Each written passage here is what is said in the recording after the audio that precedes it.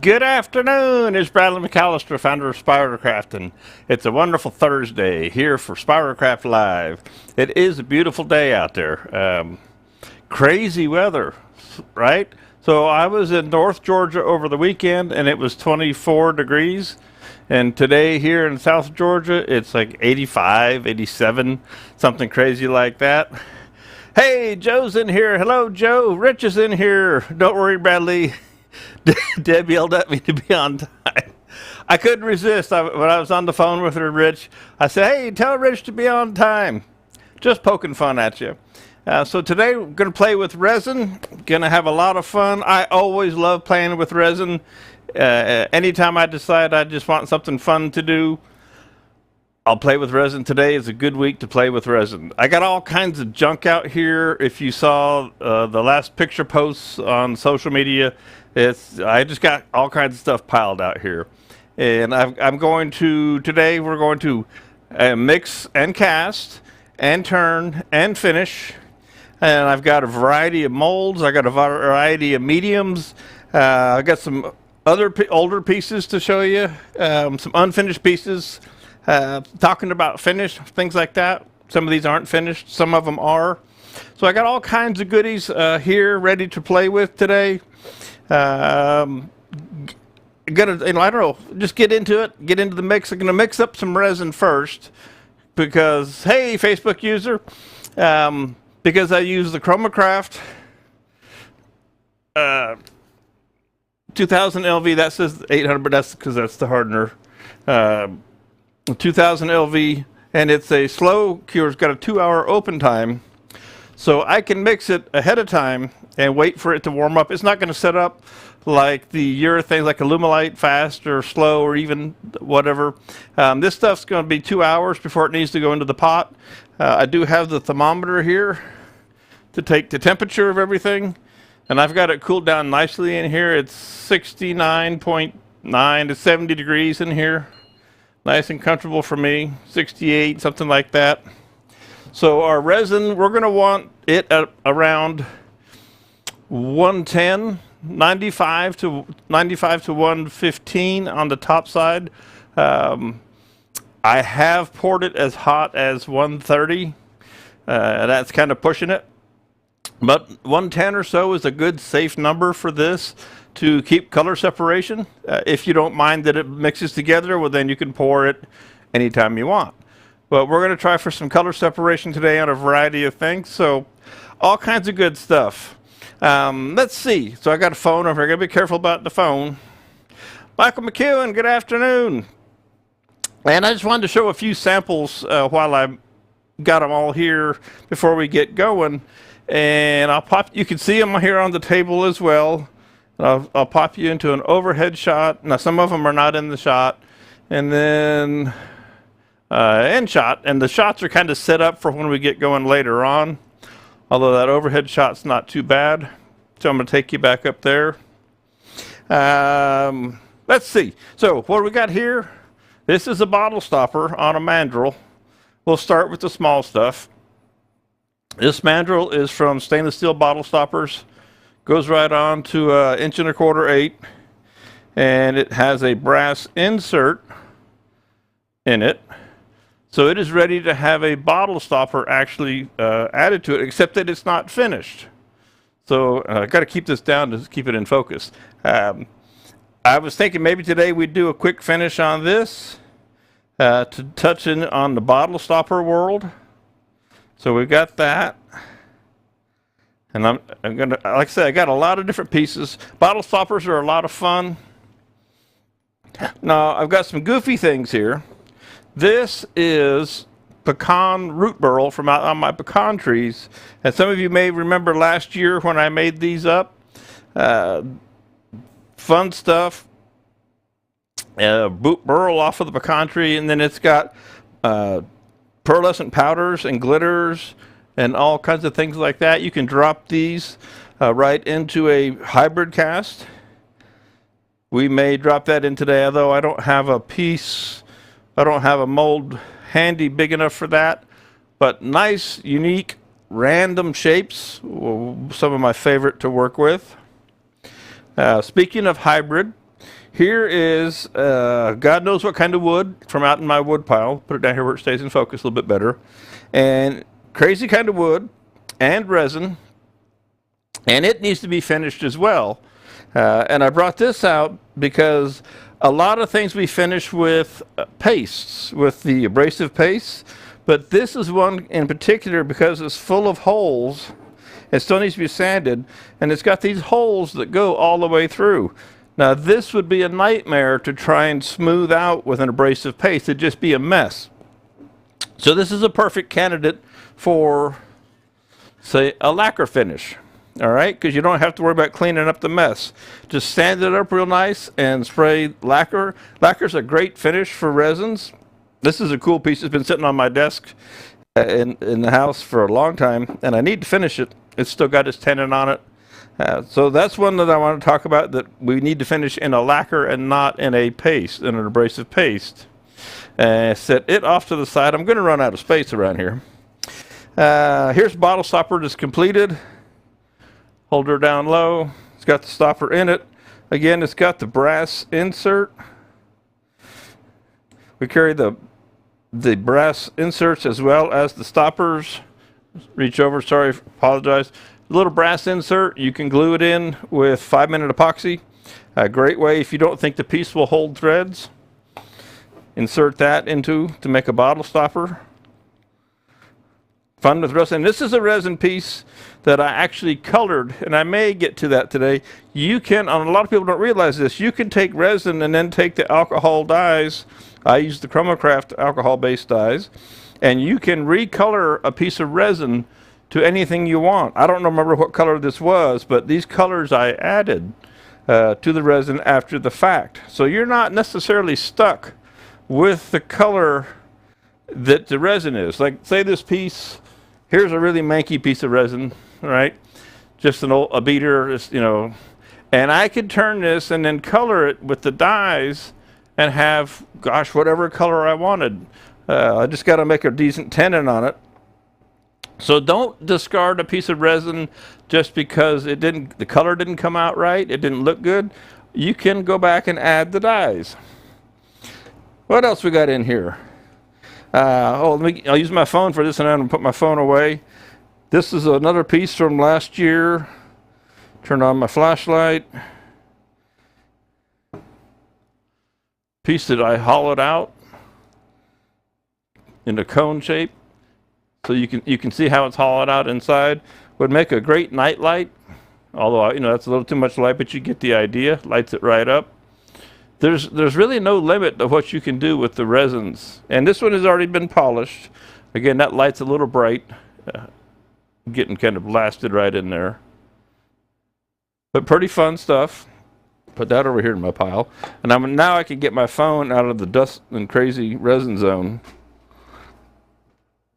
I set it over here on the cabinet. Actually, I'm going to set it in the control room real quick.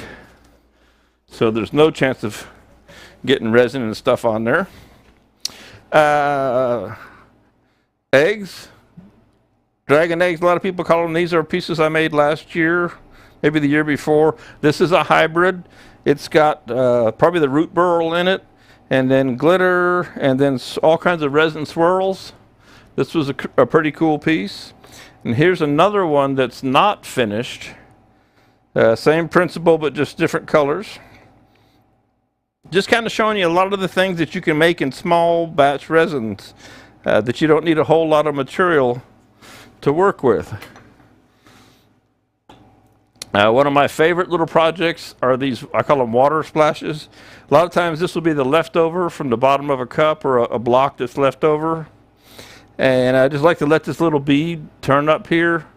And if I turn it on the side, you can't see it in the side camera.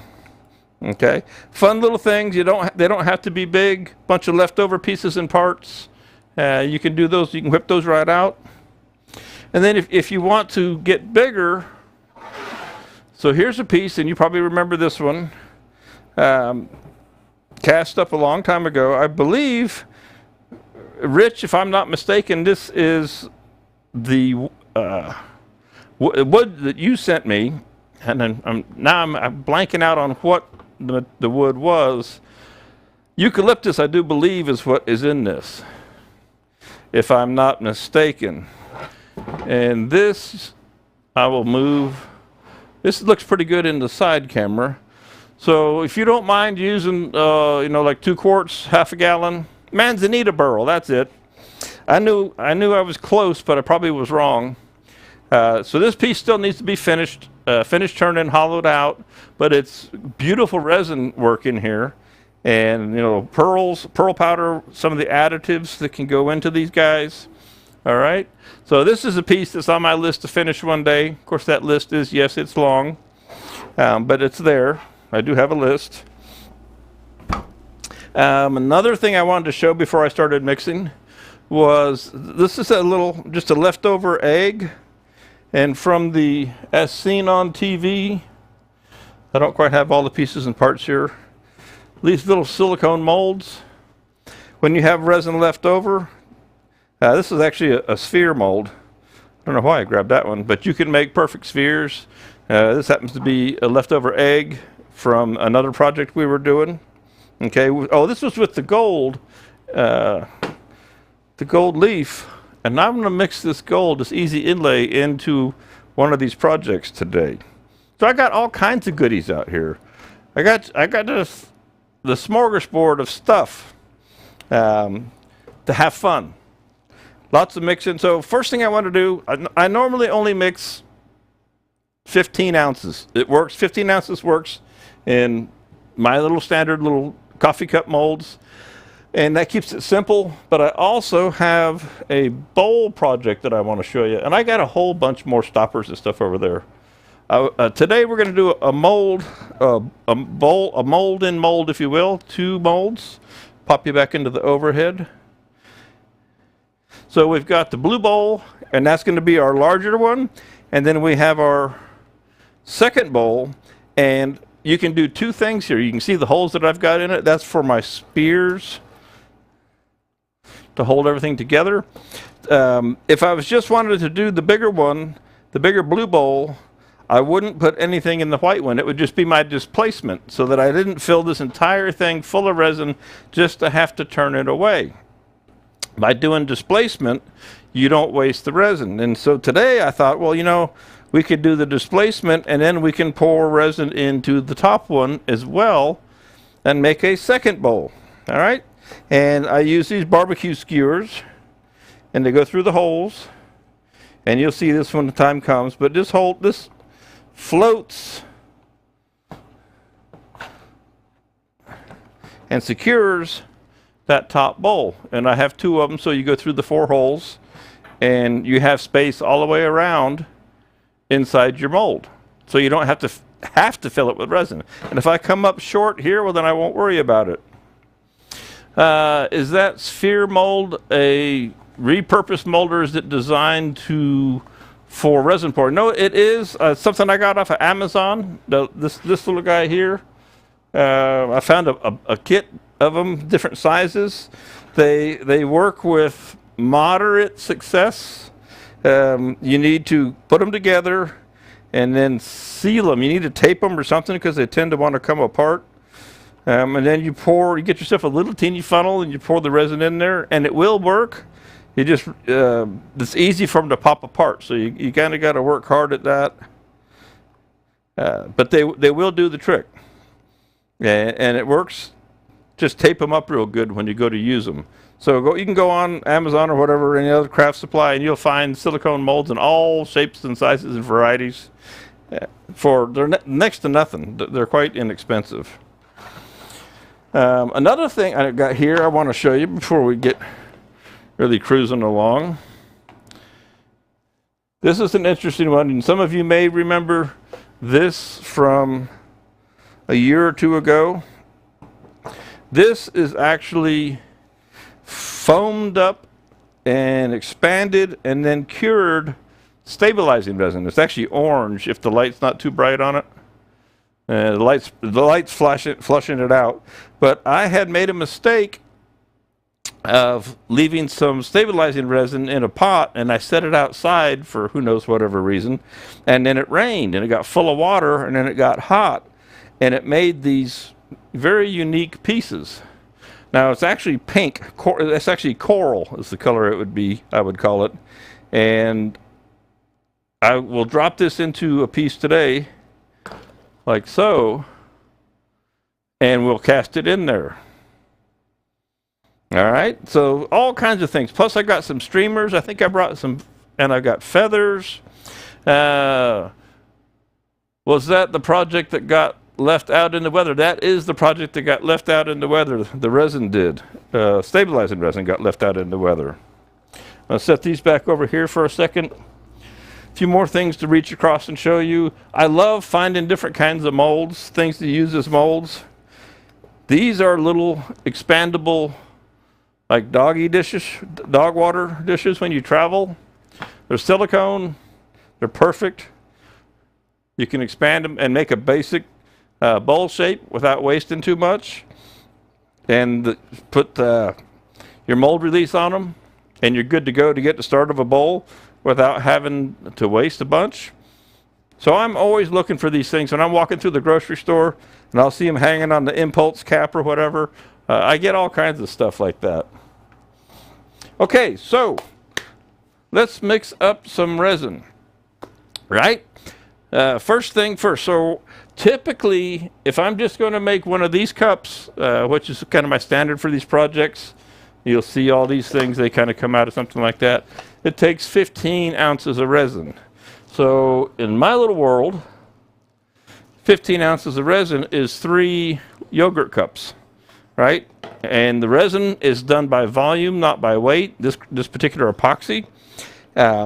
So 1 hardener, 2 resins. It's real simple. So if I use the same 3 little containers, I don't have to measure anything, right? 1 of hardener, 2 of resin. I've got my mix. Put it into a bigger container. Do up my mix. I could do that twice today, or I could make up 32 ounces and stir it up really well and then split it. And that's what I'm going to do.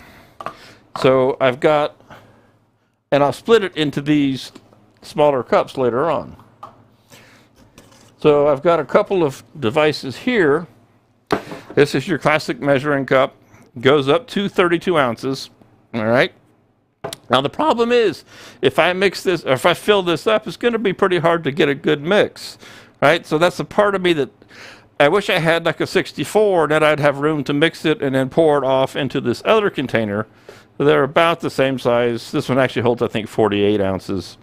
But that's what I could grab short notice today as I was running around. My internet went out just a little while ago, about 12:15. I thought, oh, great, so I'm going to have to postpone because I got no internet. Switching to YouTube. Yeah, Facebook user, go over to YouTube. You'll probably be able to get a better feel for what's going on. So I will go ahead and pour 10 and then 20 to make my 30 ounces in here. It doesn't matter how I graduate it. And we'll see how that goes. And I like to stir. I can't quite reach. I've got some whisks that I like, but I've also found, again, Dollar Tree stuff. These, and especially this one with the sharp corner, these spatulas, the Betty Crocker here, you can get right down into the corner. You can see this against my black jacket. So you can scrape with the sides, you can scrape the bottom, and you can scrape right into the corner because it's got a nice sharp corner. This one is kind of an overall stir stick. There again, there's silicone, so you can pop. The resin doesn't really stick to them. Okay. All right. So we're going for 30 ounces, and then if we find out we need more down the street, well, we'll do more. So I'm going to start with my resin, and then I'm going to put my hardener to the top. And there's no good way to show you this, but I think I can do it in the side camera. I mean, it's not rocket science as far as that goes, pouring our resin to the right area, to the right depth. Oh, I see I have a malware bytes thing up on my screen to get in the way of everything. So let me run over here real quick and clear that. It's just annoying. You can't see it, but I can. It's on one of my monitors. I don't need a free monthly scan. I already have it. I don't want to see the threats. I hit the wrong thing. I hate that, especially on a slow computer. Go away. This laptop that I use for viewing. Oh,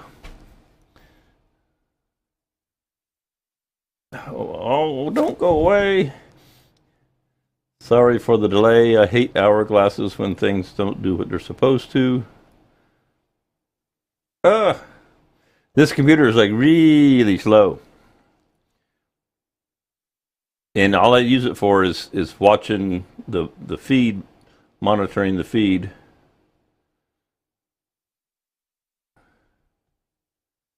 And it needs to be, oh, I went all the way out. It needs to be upgraded, updated, thrown away. One of those. But this is how I keep track of what's going on in the feed to make sure that I'm still coming out live and clear. So here we go again. There we go. All right, I think I'm back up and rolling there, or it will be in a second. Good deal.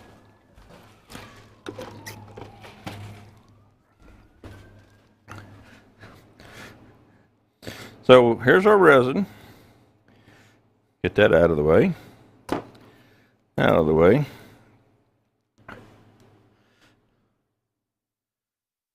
Just wind it up a little. Yeah, pretty much. Got to spin this around to ounces.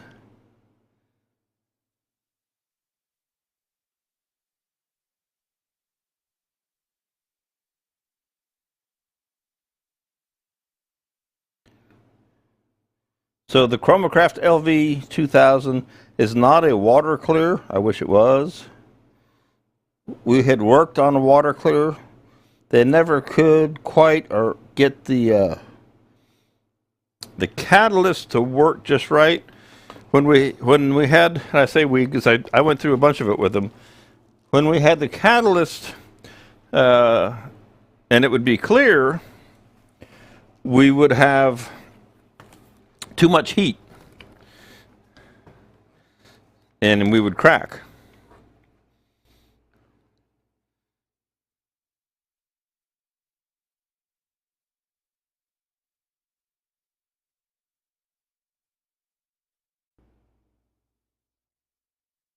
So there we go to 30. So I can still mix this if I'm careful, and then I'm going to split it out because I don't want that much in one container right along. So I will move this that way, and I'll start out with the big paddle. And it doesn't hurt to double mix or double stir, if you will.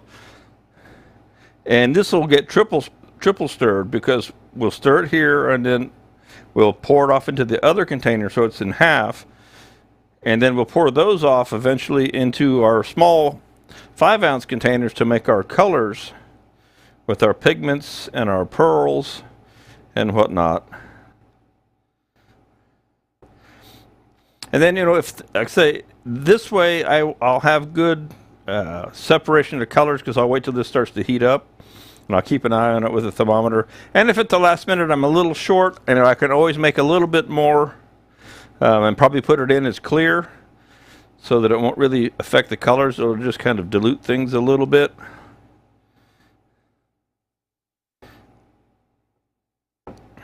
Again, this is too close to full to use an electric mixer on.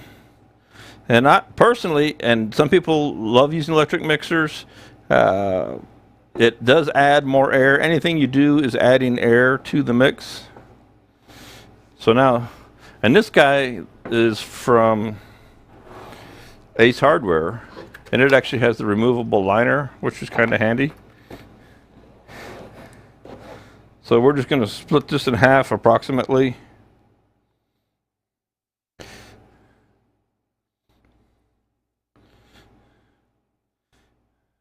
All right, keep that from dripping too much. And we'll keep these close at hand, and we'll keep an eye on the temperature. Now, they are going to get warmer faster because it's in a larger mass. The smaller the mass, the slower it's going to heat up. And one thing we do want to avoid is too much heat because it will cause the piece to crack. Okay. So I'm going to get this, you can't see, but I'm taking some more resin off the table here. And here's my thermometer. I'll pop into the overhead. So this is a Harbor Freight Ames, 60 something bucks maybe. And we'll take a baseline. So 78 is what my resin is. So it's 70 on the surface area is around at 69, 70. So you can see the resin's already a little bit warmer. Now I did, because this resin had been out overnight and it was cool, believe it or not, and I did take it in and warm it up. So it's a little on the warm side. And we want to watch this for around 100 or so, 95 to 100, and then we'll start to mix our colors in. All right? So, just going to set this up here. Oh, another mold I forgot to talk about. I may make some more resin for this. This is a poor man's pen mold, or anything else you want to. Just the ice cube tray, silicone ice cube tray. It's got mold release sprayed in it. So I'm just going to set these up here for the moment. And actually I should set them somewhere else. I'm going to set them off to the side because we're going to turn some resin here, and we don't want to get resin flakes in this stuff yet. So I'm going to set these over here on a box top.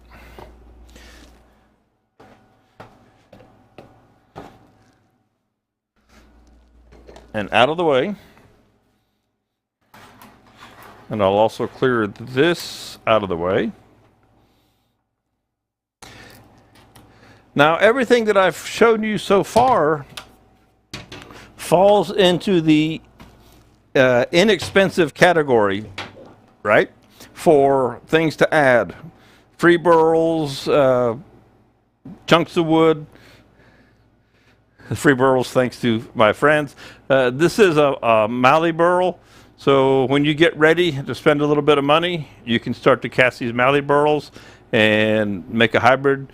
Go ahead and stabilize these first in your stabilizer. If you're not into stabilizing that, you should be. And then you can make a cool hybrid and turn through the burl, and it makes a really neat piece. But you're going to spend a little more money on this. When you're taking things that you find out in the yard, right, that qualifies as free. So the first thing, let's turn.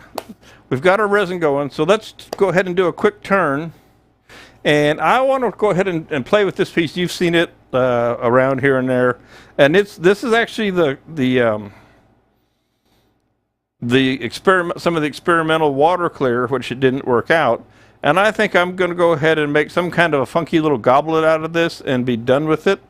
So I'm going to throw a chuck on here so that we can enter the turning stage. And then we'll do some finishing. Remind me to check my resin in about half an hour, just to be sure that it doesn't get away from me. We'll use the easy chuck because we can change jaws real quick. We'll put the 2 3/8 on here. That's the other thing I like about these cups, these solo cups. They come with a pre-done tenon. All right, you get instant tenon. Now, one thing, I may have to go in and adjust the camera on this because I had it set down to the tabletop, and now we're going to be up higher here. 3, 4, there's another jaw somewhere floating around in here. Where did you go? I know I made a joke about just having everything piled on here today in a post.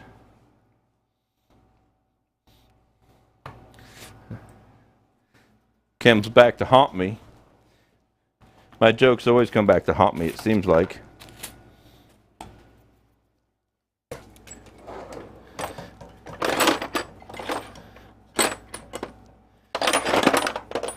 Well, it's got to be here. Got to be here.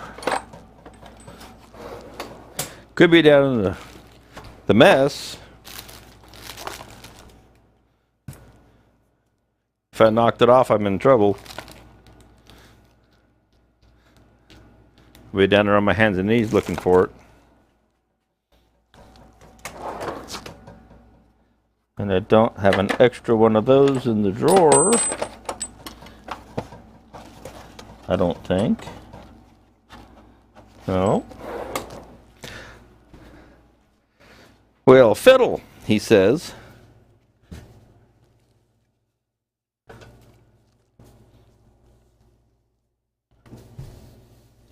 Because we can't do it with 3 jaws.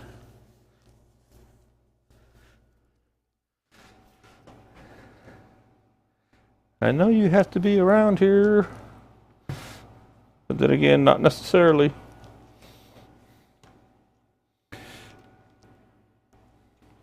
Let's see, where could you be hiding on me? I moved everything around. I actually did kind of sort of organize things a little bit.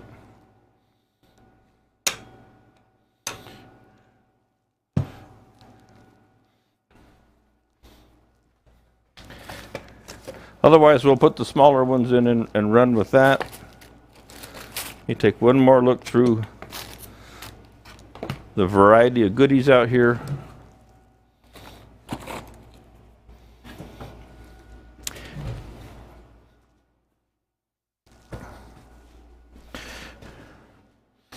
Well, that stinks. All right. As soon as I change these out, I'll find this other jaw about halfway through. But at least they're quick to change. And yes, I do have the right chuck, or right jaws, but they're in a chuck with a piece in it that I don't want to take out. It's a hollow form with the threaded brass rings in the top, and I need to do a little more work, and I don't want to release it from the piece.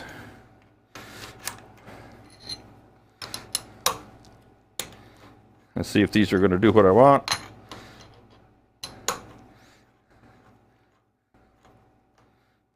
Yeah, I'll make them work. There we go. It looks weird.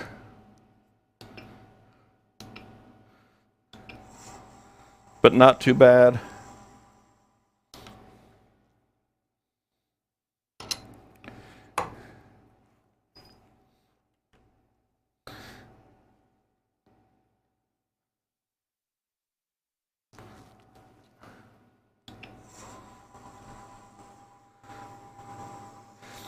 We'll just let that be, and we won't take it back out of those jaws until we're done with it here today. And since it's a little iffy, we're going to put a live center in here just to be sure we don't make it run across the room, fly across the room.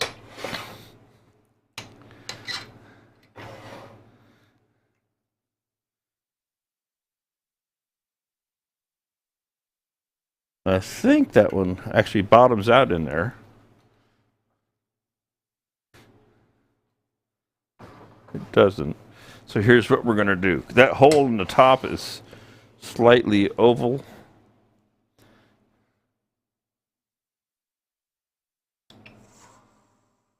That's better than it was, actually. What I want to do is make sure this is really tight, and I'm going to come in from the end and open this up just a little bit. So I'll use the EasyWood tools with the negative rake cutters. And we need to make this just a little teeny bit larger. And I need to adjust that camera now that we're actually turning. See, Michael, one of these days when we get the control set up on your end, you'll be able to adjust this camera. And I'll be able to just keep on making a mess.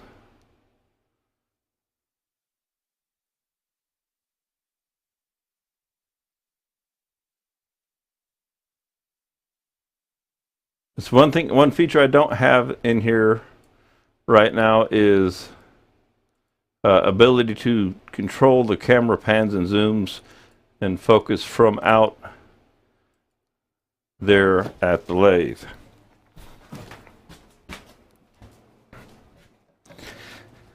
It is possible. It's another controller style that I haven't done. You might have to come down for a couple of days of training. Well, Michael, to be quite honest, the reason we haven't broached it yet is I don't know how to teach you. I'd love to have you come. It'd be fun regardless. But I only still know so much. And I'm putting on the mask here so the voice will change. All right, so let's make this hole a little bit bigger. Let's see if it likes 750. I'd like 1,000, but I don't want to get crazy until I have that tailstock in place and we get this kind of shaped up a little bit.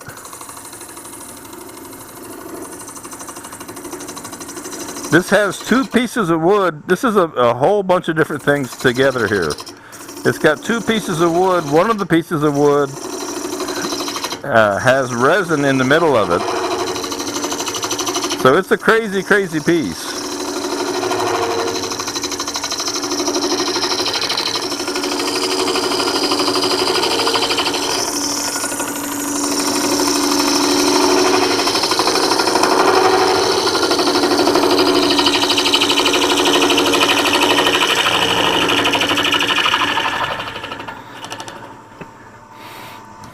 Yeah, Michael, and it's not really rocket science. It's a matter of me setting up access for you into my network. And then you would have, it'd be just like you're here on one of my computers, but on the computer at your own place. All right, that's enough tool rest for what we're going to do.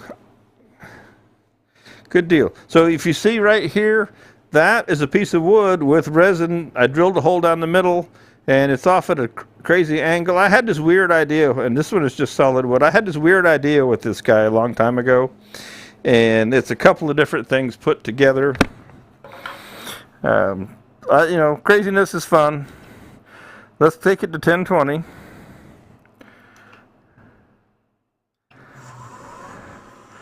And we'll clean up this top end, start to figure this out a little bit. Because it's not round, so let's make it round and decide what we want to do with it. The Easy Wood cutter cuts at the center axis. Tighten that up a little bit more. Of the lathe, this is a nice fresh CI5 cutter. CI5 NR negative rake.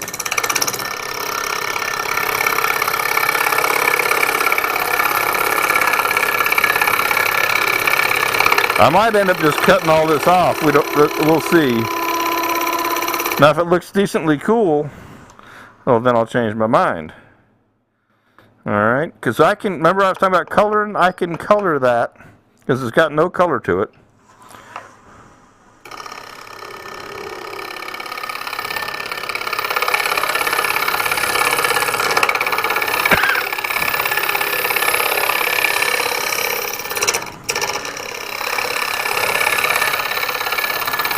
And let's clean up the top here, make the top level, flat.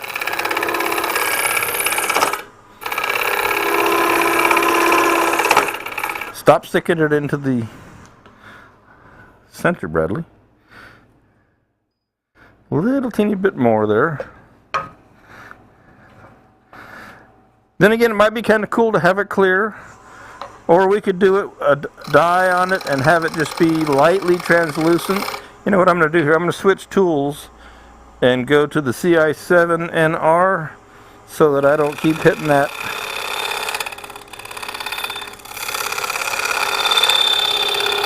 live center there.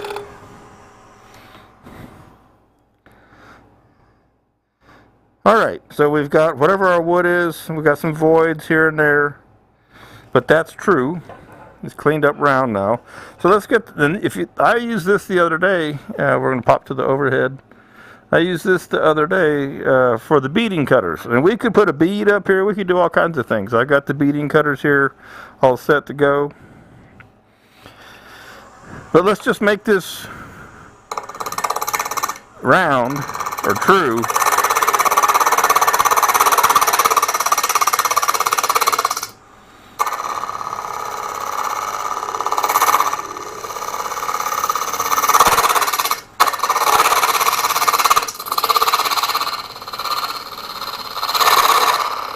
I'm not sure what that noise in the middle is.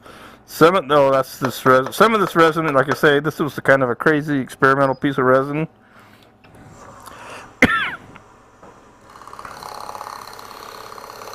So it's a little chippy right in here. I can alleviate that to a degree by turning the speed up.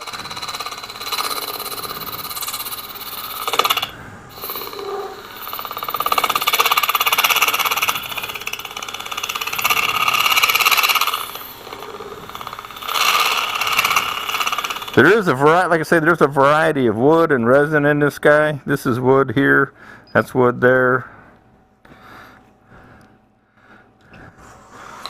So maybe, just maybe,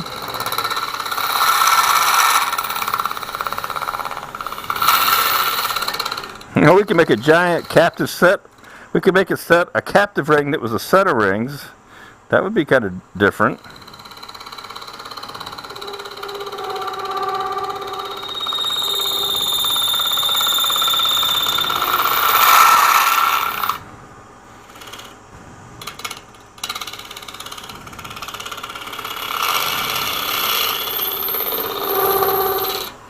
Never thought of that, having multiple rings in a captive ring. That'd be kind of cool. I gotta clean my goggles off real quick here, guys. I'm kind of fogged up or greased up or something here. So we'll jump up there for a sec. What do you think about the multiple ring, captive ring idea? Just cut these 3 rings loose on their own. There we go. Is that out of focus on that? Looks like I do need to go focus that while I'm stopped here. Let me go focus that, because that's bad for you guys. I didn't realize it was quite that out of focus. Let me go fix this.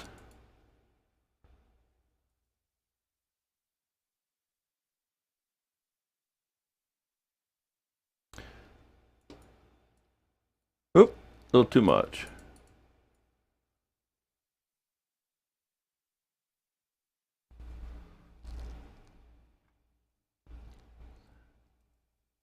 There we go. That's better.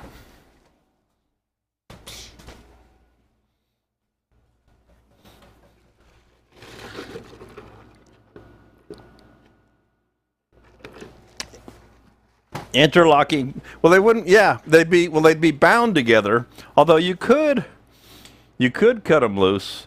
Now Joe, it'd be really cool. You give me an idea. Now you're going to make me lose sleep, Joe. If you could figure out how to do captive rings that were truly interlocked, which I think there's a way. Just going to have to think on it, but that would be really cool. So we'll have to play with that idea. So they were like a chain, captive rings that were a chain. That would be a trick. That'd be a fun one. But I think maybe we'll do that. I'm going to leave these. Well, no, I'm going to flatten them out because they're pretty big. So I'm going to take them down a little bit, and then I'll recut them with the beading tool, and then we'll go ahead and start to do the shaft. To get us our general idea, and then we'll decide what we're going to do on our shape up here on the top. But I like the way you think there, Joe, with the interlocking rings. Let me take the temperature of our resin, make sure we're not getting out of control. 82, 77, Okay, we're all good. Face mask, I had it with me. Where'd I lay it? Probably took it into the office. No.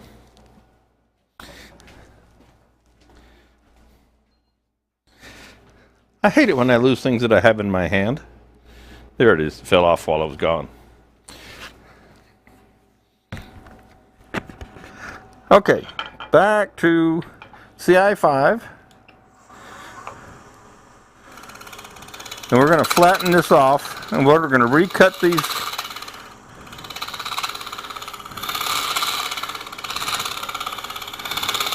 with the beading cutter. We'll give ourselves a little more room down in here.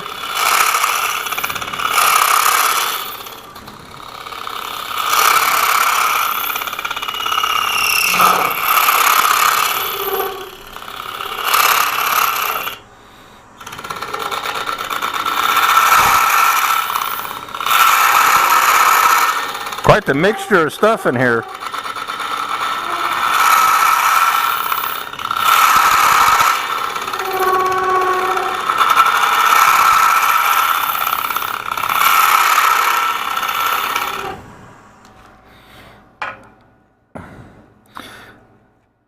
God knows what kind of wood it is. Knowing me, there's just no telling.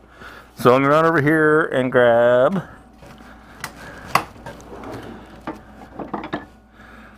parting tool. Ow! Don't walk into the corner of the lathe, Bradley.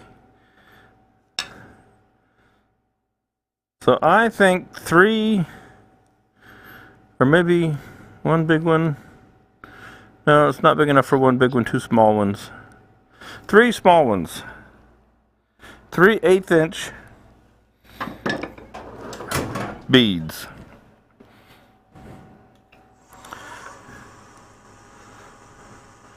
And we'll start in the middle so that in case there's any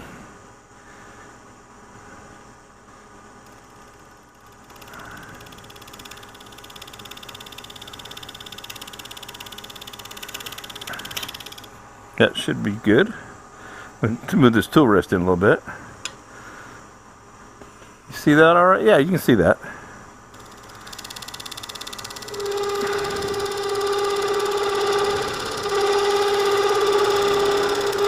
There's one.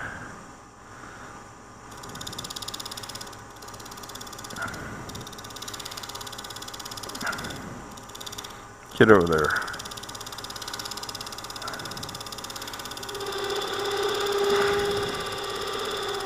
There's 2.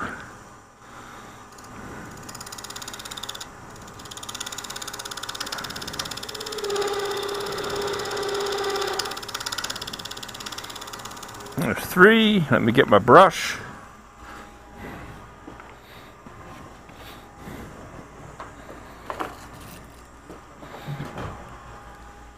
My Joe brush.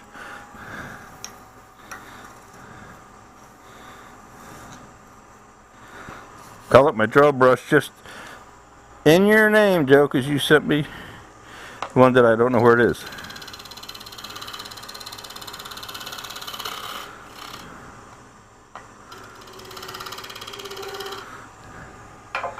And I'm a little askew there.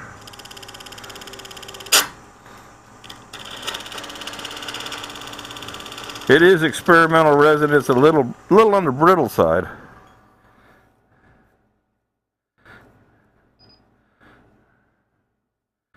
Okay.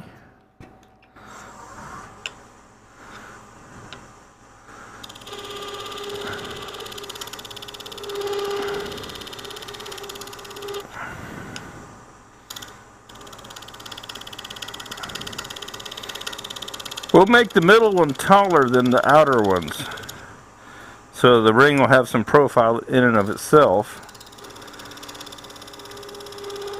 So I'm actually kind of, I don't know if you can see this, but I'm turning the tool a little bit of an angle so that I don't affect the middle ring. Okay, so now the middle one is taller than the two outer ones. Okay. Now let's see if we can pull off making it into a captive ring. There's plenty of material there, so that's not really the issue. Let's do a little more removal down through here.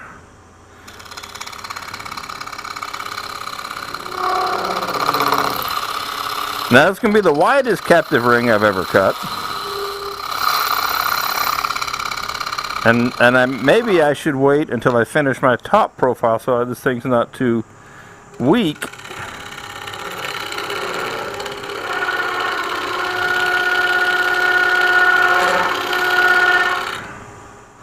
If you know what I mean.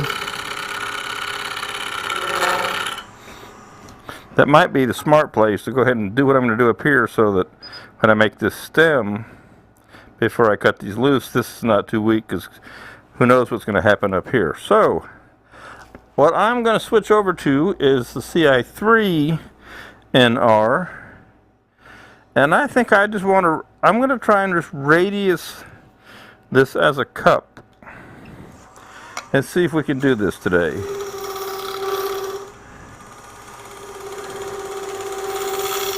And leave that top clear.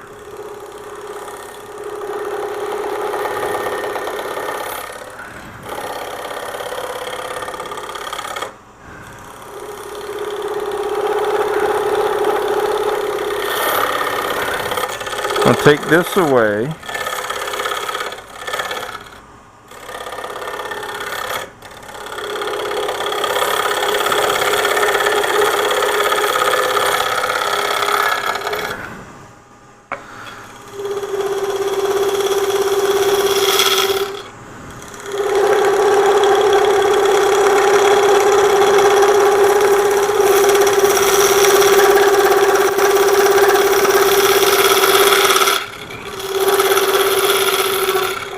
We'll get the general shape, and then we'll switch over to a radius cutter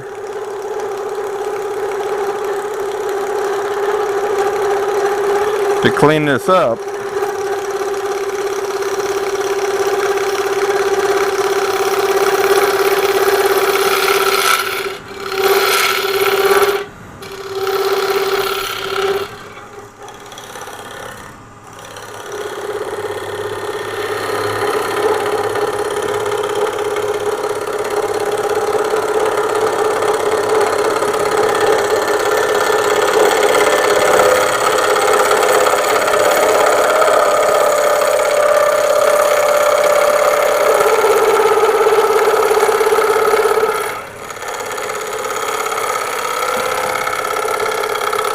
And I can always cut away this top, although it's pretty cool. It's got a big void right there, big giant void. Again, this was a test piece of resin, so I'm not sweating what I've got. This was actually poured on top of that. Okay. All right.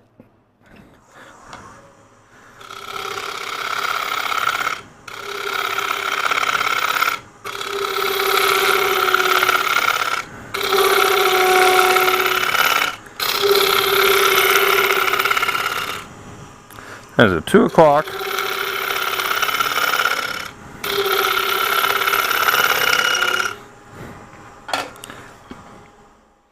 Here's a radius, and these are nice because you can cut, again, radius, negative rake, you can cut with the center, or a lot of times I like to take one corner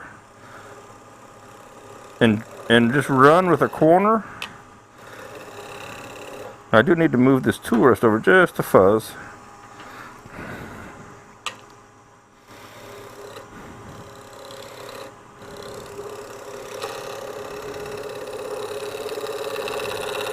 And this will give you a smoother surface than using the round cutter, so you don't get the ocean scallops.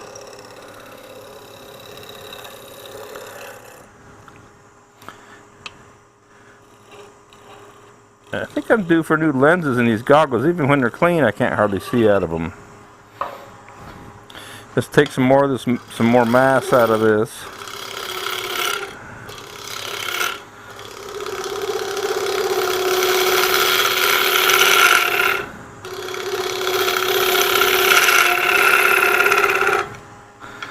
A little bit better shape there.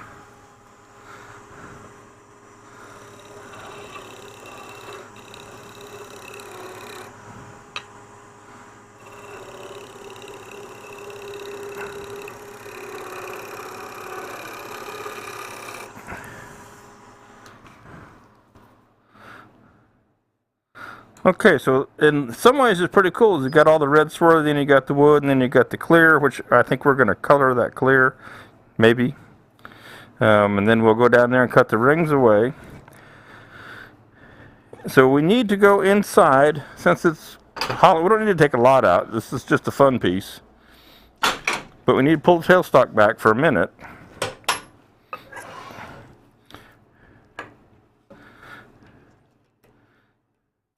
And go in here and take a little bit more out of the inside to be true to it being hollow goblet and all that. Pop you into the end camera. There you go. And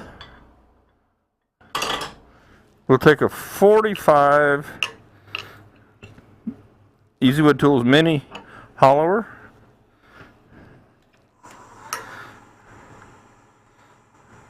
It may not like this round tool rest.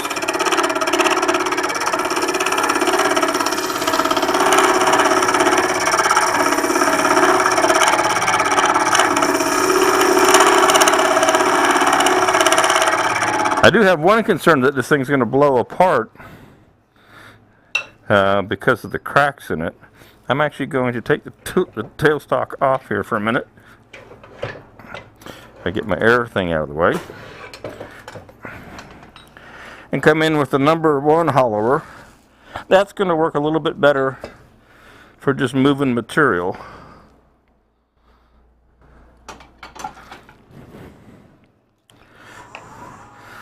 Make sure my shoulder's not in the way. We'll just come in here.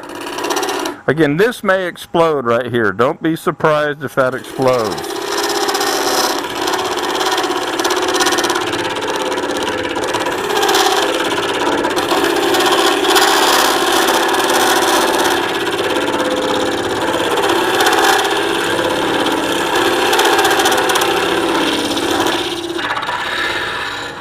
So I could run in there with a drill bit, you know, if I wanted to stop.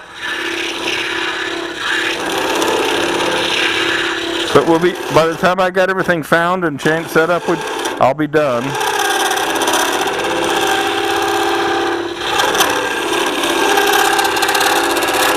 Sorry about my head there.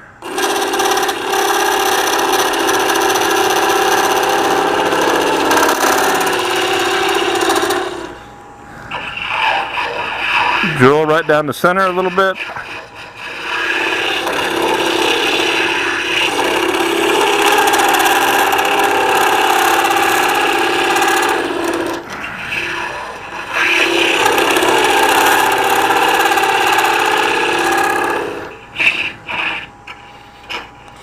Get the little nub in the middle. Get that out of there.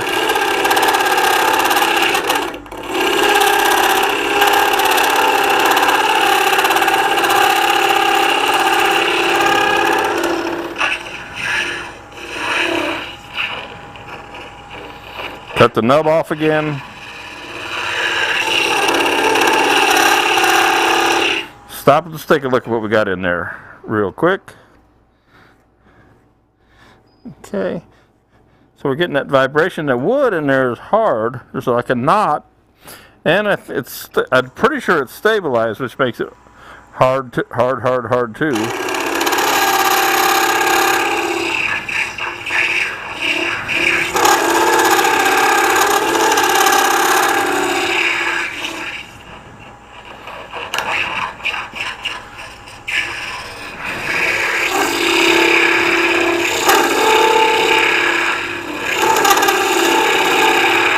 The number one hollower is one of my favorites and a lot of people's favorites. You can really lean on this guy and yet be very gentle with it.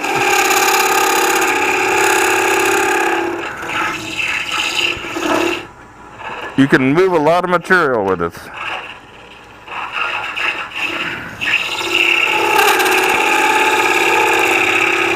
I'm going to jump over here before I forget. I want to remember to recheck my temperatures. 89, so we're starting to move. I may mix them back together because one's getting hotter than the other. One's 88, the other's only 78, 80. So let's hang on a minute here. We're gonna take a little change because I don't think I have them mixed evenly because they're not heating up evenly, right?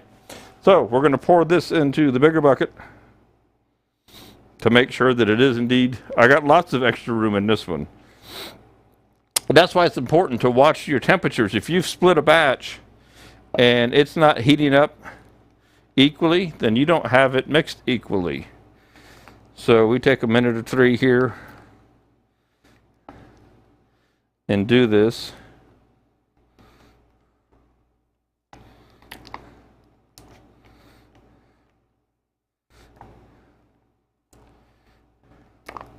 Because we want to make sure that everything is of the same and that it sets up the same. Because I couldn't get a good mix there, because I didn't have any extra room to speak of.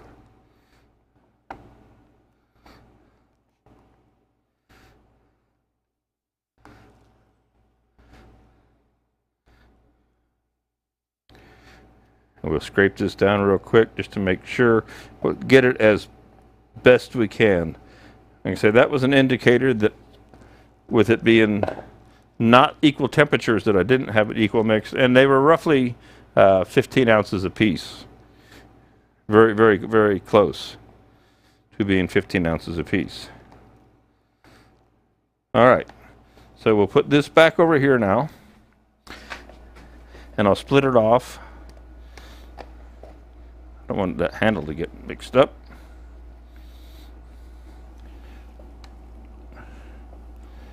So that it doesn't overheat. There we go. All right. Let's see where we are now. That one says 90, 89. That one says 90. Okay, I like that a lot better. They both read the same temperature. It's a good thing. And I got resin on my nice lathe. Can't have that. But I was in a hurry. I mean, it's going to happen. It's going to happen. All right, how are we doing on time? 2:05. Okay, I got all day. I know everybody doesn't. A little bit more out of the middle of this, and then we'll go ahead and just move along with it. I'll leave it up here for a second. You can see what I'm doing this way.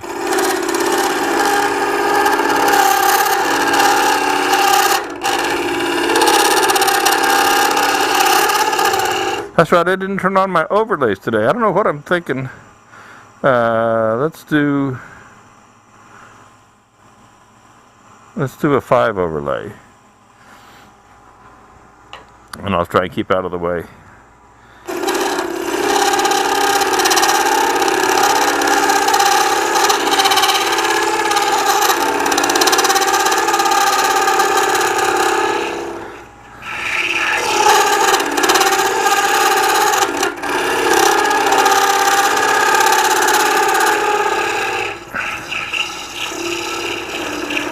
Definitely noisy down in there.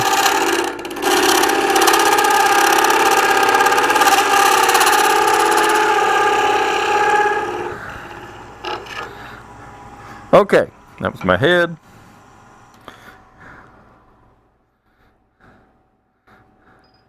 I'll take that little nub off of there.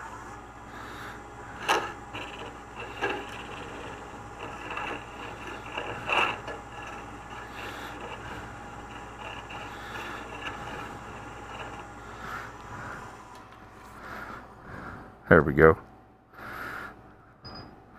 Okay, just because I got that so deep, just for the sake of time, we're going to leave that right there.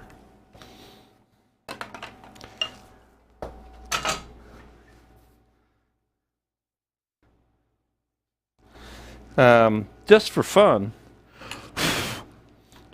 you guys humor me for a second. Just a second. I'm going to put some dye on the inside of this. Pop you over there.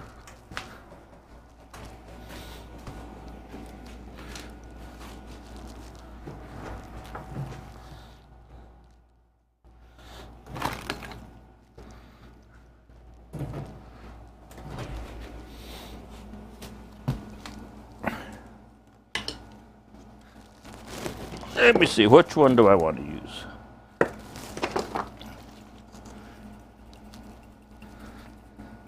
Black is too much. Let's do this and see what happens. I'm going to take and spray a little bit of yellow up into the inside of this hole. And then I can always turn it away. Overlays, you got it, there you go. So this is just a little bit of aerosol dye. And I'm going to turn this down to 250.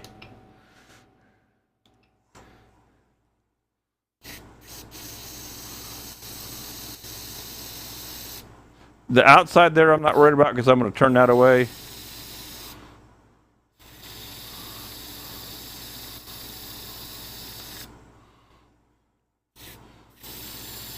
So we'll have a very translucent yellow, and it's going all over my tools.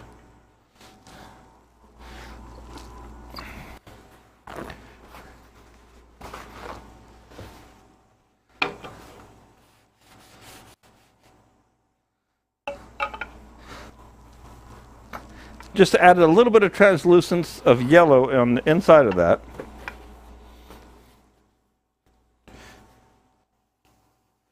This will clean off, although it kind of looks cool. We could actually leave it like that if we were of a mind to.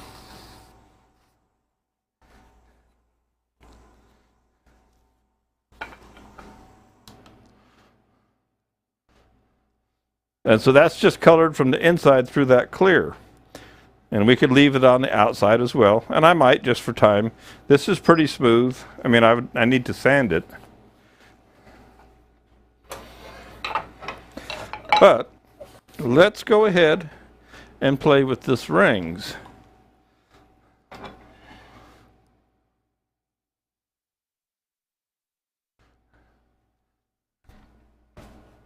I gotta reach over, I gotta walk over here and read this one.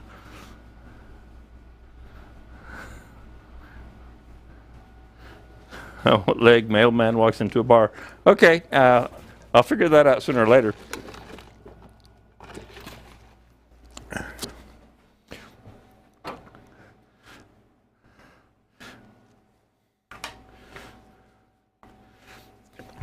All right, let's attack these rings. What do you say? Let's get weird and crazy. That's from who's that? Bill Murray. Let's just get weird. Back up to 1020.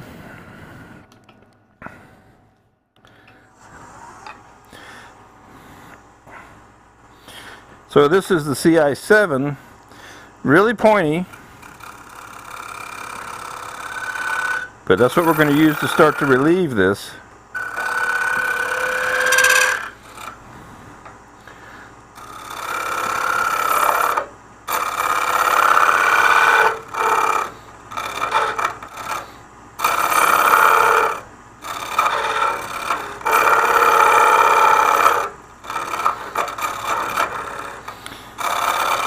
And then we'll end up with the number one hollerer with the CI5 on it to come in here.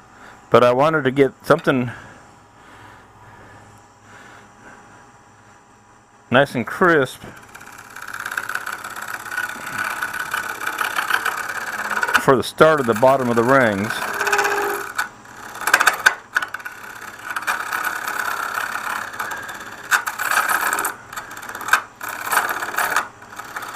The CI7 can be your friend, and it can be a bit of a a tussle too, because it's so pointed. And I don't think I have a CI4NR mounted up on anything right now. I just have standard CI4s mounted up.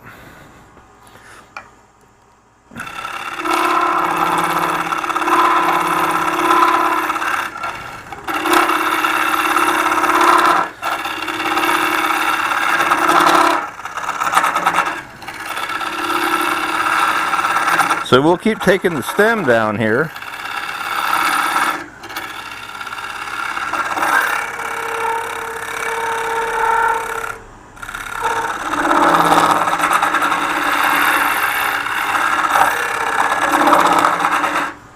Switch sides.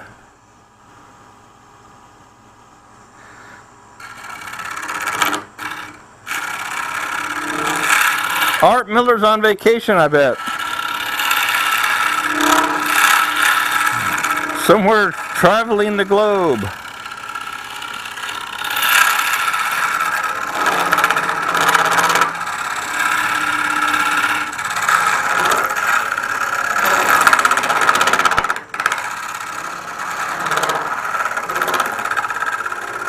It's amazing working on a piece like this because you've got resin and wood and all kind of a mixture of things going on in here. So you get different textures and cuts the way it cuts. It bounces and makes lots of noise and all those kind of things. That should be done with the yellow flying out of there. They don't have a reverse. If Easy would, you know, we'll do this with a straight tool because it'd be fun to be able to come in here with a 45 like that, but I can do it with a straight tool. Okay, it's the same cutter would be on the tool. It's the same cutter that's on the tool, but it would be fun to be able to reach around the corner, but we'll just have to use straight tools for the backside here. And then I'll do a little bit more. Ooh, I don't want that. With the CI5, then we'll go back to the CI7.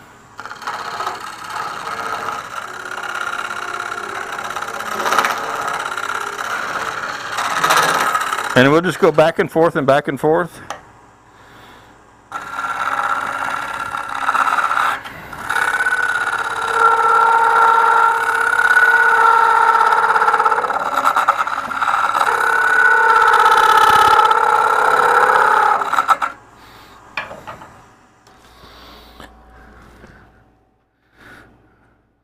Okay, so I've got a little bit of a sharp edge right there.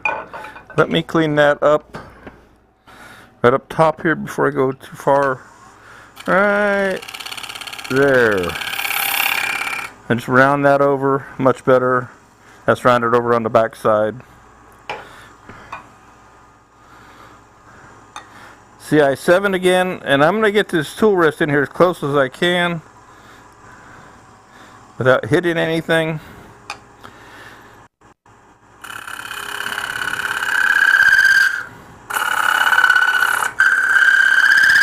So what we're going to do is work this as close to the top of the rings as we can from both sides.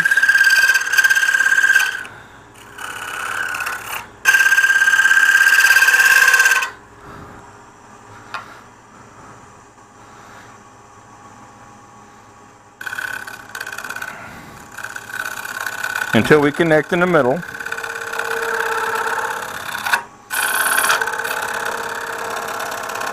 See, now I could take some more away right here, but I'm so close to the chuck jaw flange right there, I don't have much room to go. So I'll just kind of have to leave it that way. That was hitting the jaws right there.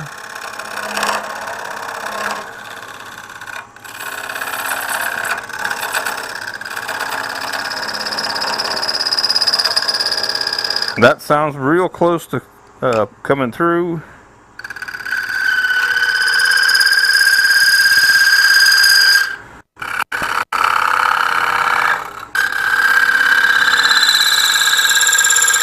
There we go.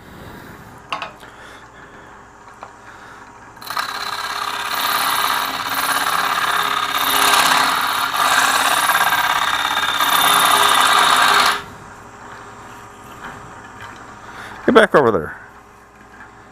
Stay.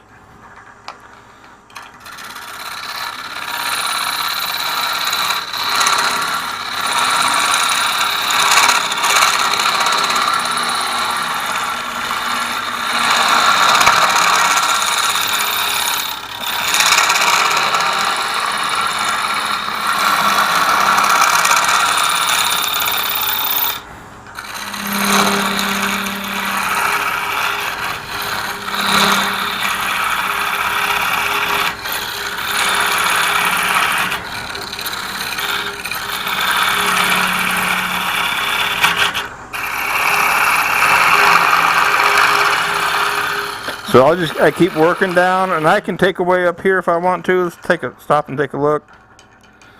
So we got our big giant bracelet there. I want to keep an eye on my temperatures over here. Okay, so we've cooled back down a little bit. 92 on one, 90 on the other, so we're still safe there on our resin. Alright, this is kind of fun.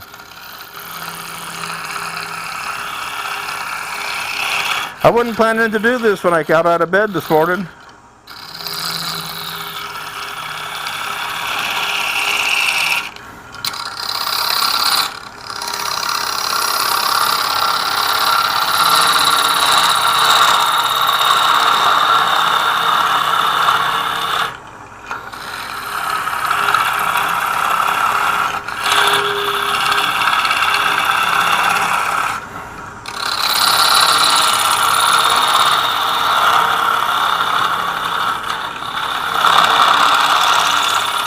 That is a big old tusker of a ring on there. But we have really cool material underneath here too. I like that. So we've got crazy resin, which you can't quite see in the end camera. Let me flip-flop you here just for fun.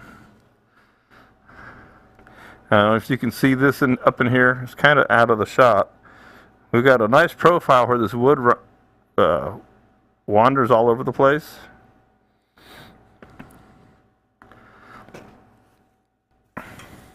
Let's do a little more work on it, and then we're going to throw some sand paper on it. Nothing fancy.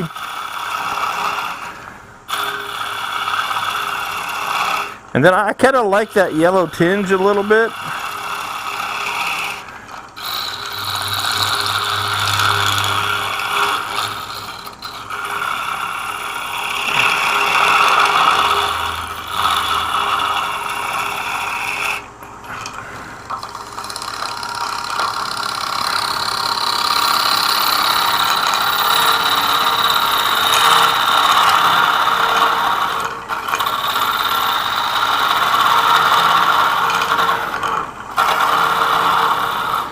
Ring makes it tough because you can't see where you're working there. We're going to take the radius and come down through here. Looks like I need to come down just a fuzz now on my tool rest. Can't see a thing out of these goggles.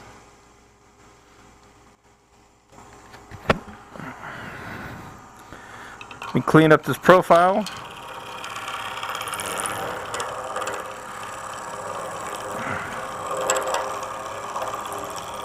Alright, down in there.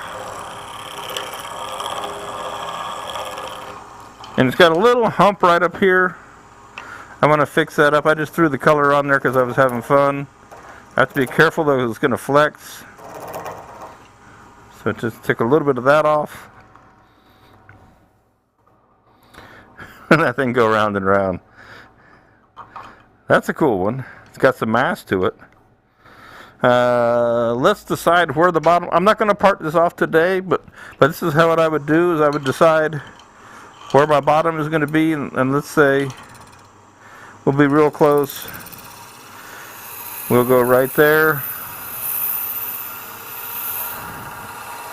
I'm going to flip-flop you again. So I'm just outside of the jaws, just making myself a reference. Don't throw it on the floor, Bradley. And I'm going to need my 5. So I'll take the number 1 hollower with the CI5, and we're going to clean this up. Just put a nice little finish on it right there. A little recurve to it. Clean up that corner. Okay. There goes the rings. All right. So the turning part there was fun. Pretty cool, all in all. We're just going to hit it real quick with this piece of sandpaper. It's just a fun piece. I'm not worried about it being anything to get excited about.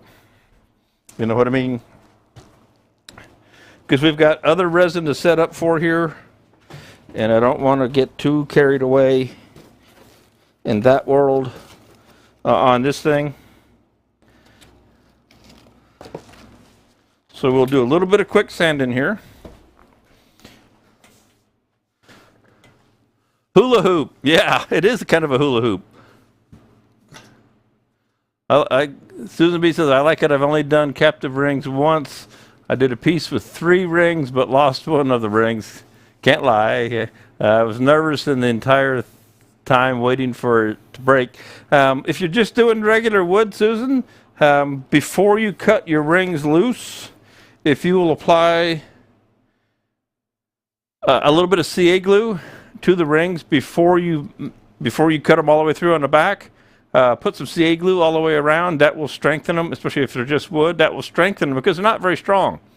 So a coat of CA glue, and if you want to finish it then, sand it, and et cetera, because once you get here, you can't do anything as far as sanding. So a little CA glue on your captive ring before you cut it loose will make it super strong by comparison, and you'll be all good. All right, let's just do a little quick sanding on this. I don't even hardly know what grits I have here. I just grabbed something. We'll go by feel. That's the finest. These all feel about the same. That's 100. That's 320. That's probably 180. All right, so we'll go in reverse. We'll slow it down to 250. Have to confirm. There we go. Yes, reverse. There we go. Just a quick little sand down in here. Nothing fancy at all. And I'll put you in that.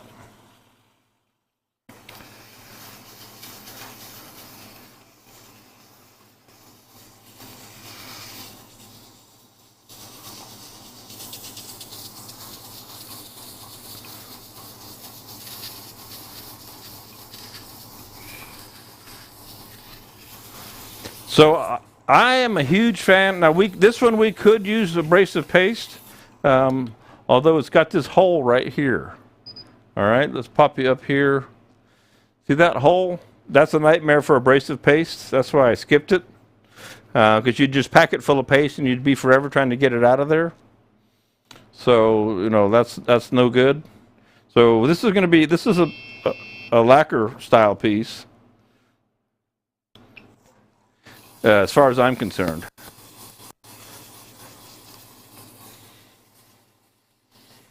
And again, I'm just going to fly through this 225 because it's about time to start mixing resin.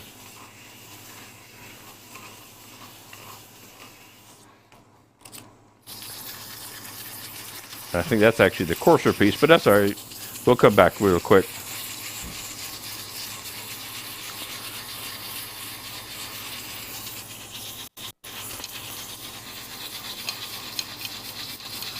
And I got a foam pad I can see over there, which will give me a little bit better control.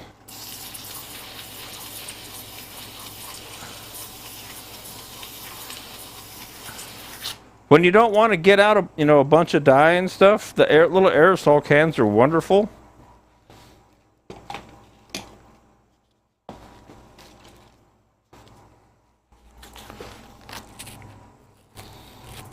And this is the Mindasa Rhino Grip sandpaper that I'm using. This is great stuff. And I've just got a little soft pad here now. We've got this on the website. It is a premium sandpaper, but it lasts a long, long time, and it has a real fine, even pattern when you sand. Your sand scratches are uniform, unlike paper that you get 200 for $5.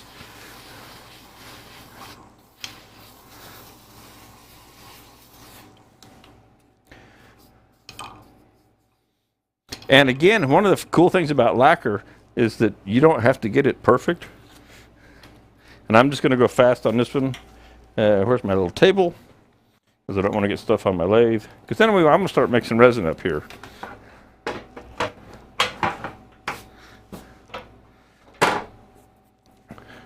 So this is, again, aerosol.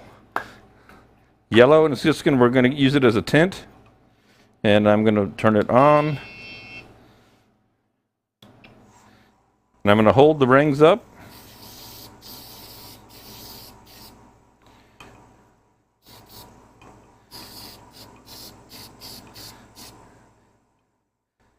And if any gets on the rings, let's go ahead and do the rings. We'll just get them as it goes by. So now we've got it on the inside up here and on the outside. Okay. So that's a neat color.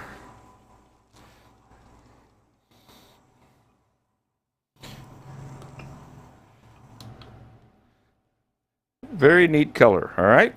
And back on. Oh, I'm still in reverse, but our reverse is okay. I'm talking to myself.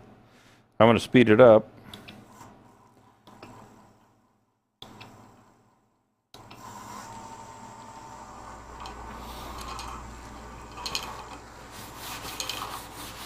I want to throw off any excess dye. It's an alcohol base. It's going to dry really fast. I'm going to turn on the fan, and we'll spray one coat of lacquer on this in a minute.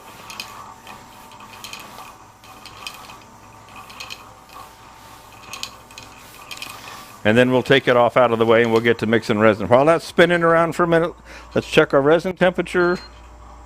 103, 102, 104. So our resin is definitely starting to go. Time for us to do resin work. And when I split it out, it'll slow down. So I'm not terribly concerned.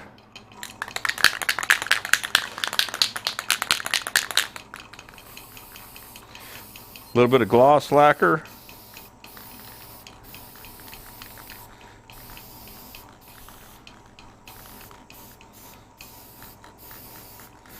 Just let it all spray. And that lacquer can be buffed out underneath the ring there where it's going to mess it up. I just want you to kind of get a feel, see how it looks. Throwing a little gloss on there. Now there's a big ribbon of lacquer right there. And we're just going to let that spin. And what I'm going to do now, because my resin's starting to kick, so I'm going to get myself 6 yogurt cups, and I'm going to split this resin off into 2 batches.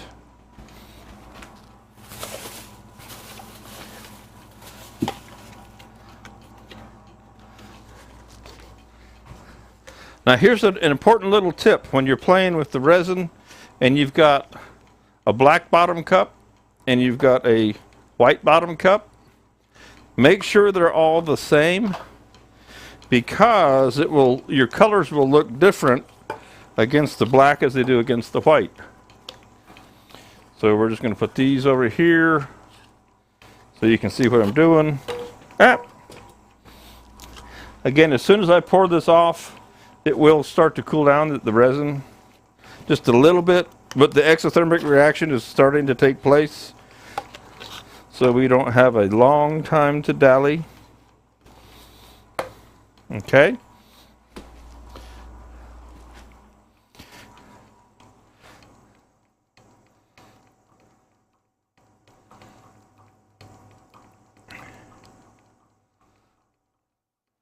How's that for multitasking? We've got the piece still spinning, we're pouring resin out of the buckets.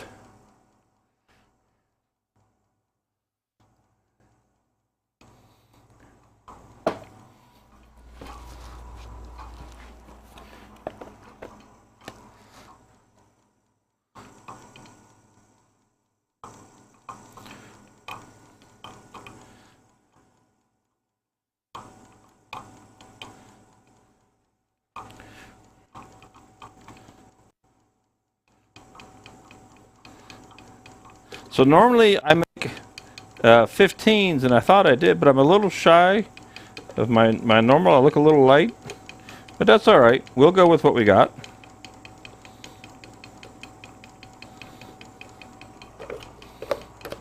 Now be sure I scrape the sides down really well on both of these containers. There we go. And I'll get out this other spatula that's got the sharp corner on it.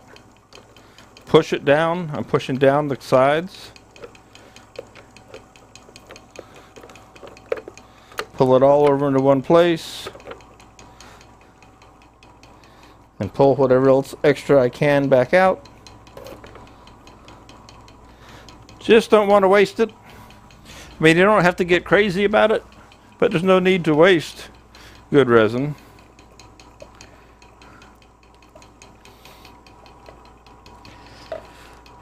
Now, one of these projects, I know that I wanted it to be purple and yellow and silver.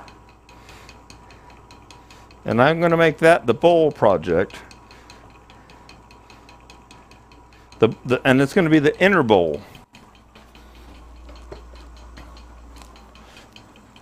So as I'm letting that dry, I'm going to be, if I reach across in front of something here, actually I'm just going to walk around.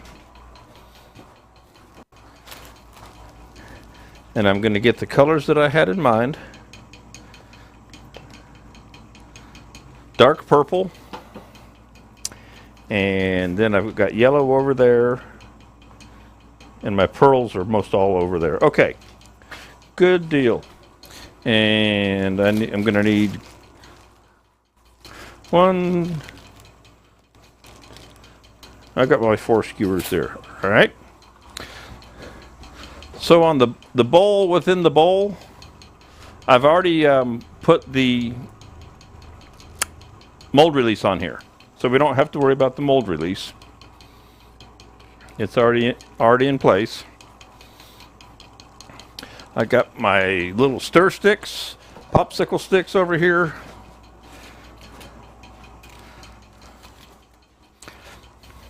And here's the wild card for me today. I have no idea how much resin it will take to go into this bowl. I didn't do any kind of measuring or anything like that. Always shake your resin pigment really well. I'm just letting that dry as long as I can. It's not really affecting what I'm doing right now. So this is concentrated. I'll put about 5 or 6 drops in there. And each one gets its own stir stick. Okay, so there's my purple. That's strong enough. Lemon yellow. Kind of on a yellow kick here today. Now I do not have a silver pigment, but I do have silver pearl. And I wanted a lot of yellow. Takes a good bit of yellow to get your color.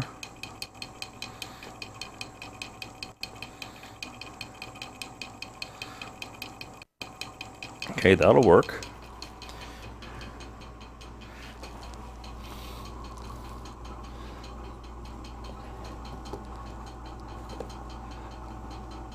And now I am looking for a couple of pearls over here in a box that you can't quite see.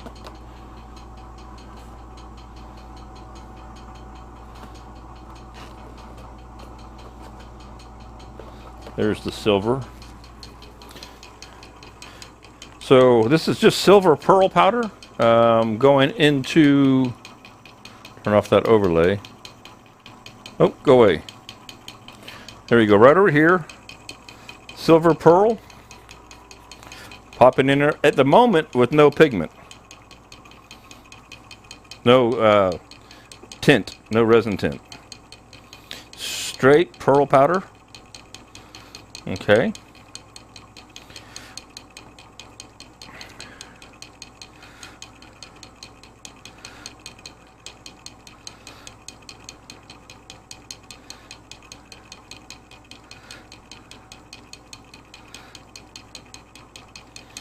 And if you, it's too far out of the way, you can see I'm mixing that in. There's my silver.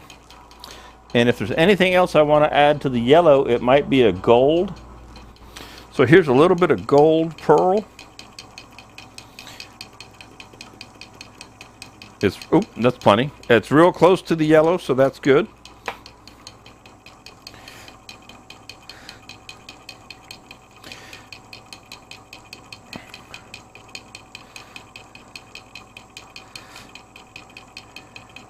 I got more than enough in there.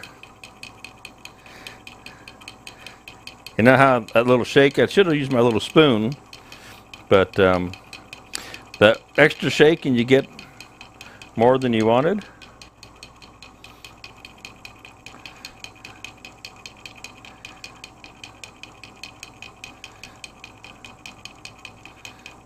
And I do believe, I know I have it, I just don't know if, there it is. Purple pearl. So we'll add purple pearl to the purple. Okay.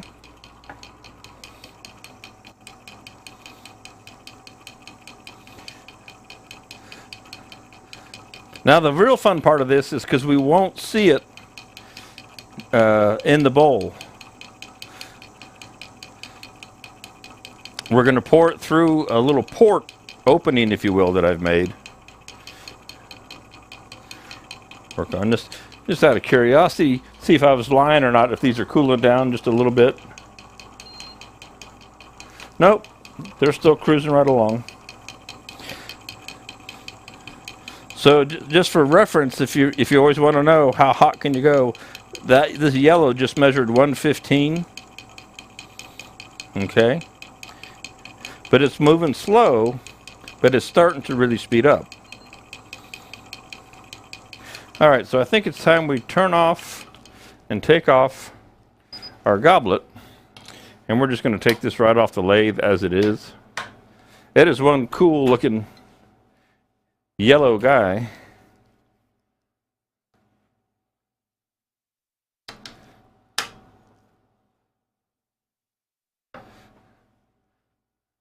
There we go. That's pretty cool. We'll pull it back out here in a bit. Set that off to the side. I'm going to put these three up out of my way.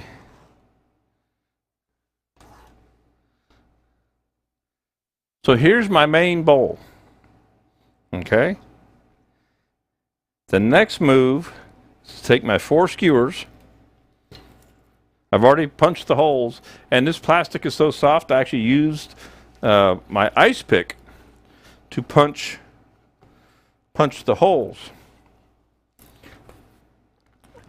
And I'm going to come in from the outside, find the first hole.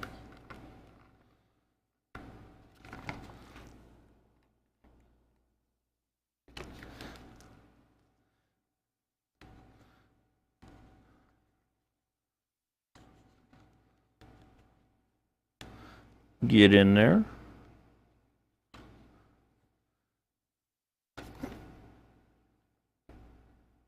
And you want them to be snug.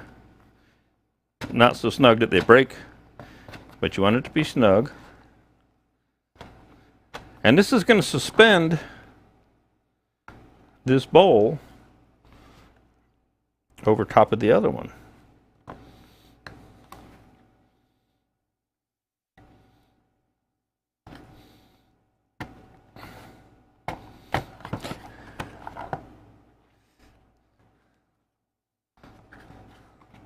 And it doesn't have to be perfect. It's resin, and you are going to, turn it again.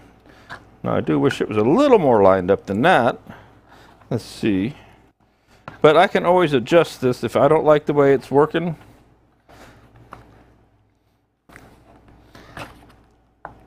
I just back it out. Take my ice pick, my handy dandy ice pick. This is how I made the holes in the first place. And let's say we like it better right in here. Just push on through. You can pre-plan, but sometimes it doesn't always come out the way you want it to.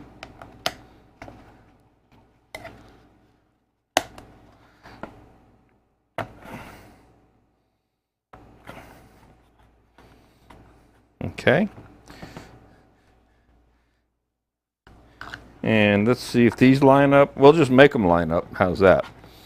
We'll take our ice pick, punch right on through. I pushed a little bit on.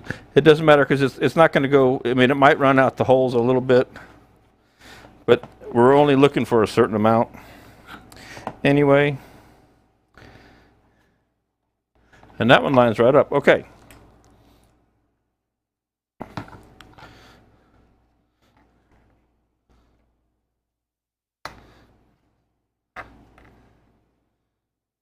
Come in from the outside, find our inside hole.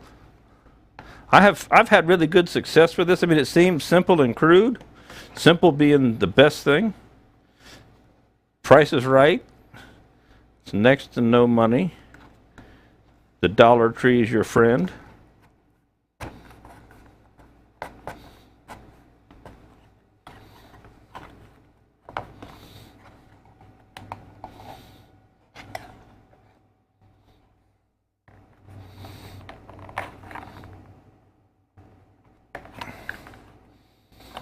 All right. So here is my little pour port. My port for pouring my resins in. All right. And I'm going to take my yellow first, just because it's the first one I grabbed. Can you see that? I'm pouring down through the hole there.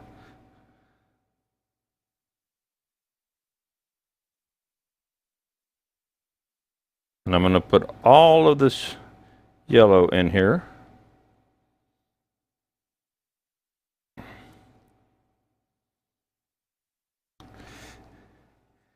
Then I'm going to put some of the gray.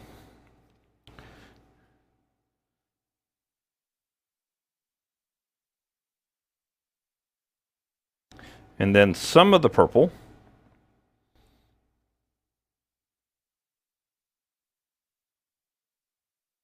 So you don't need much of a space to be able to pour past the second bowl. And it's going to start coming up the sides. You'll see it hitting the bottom there.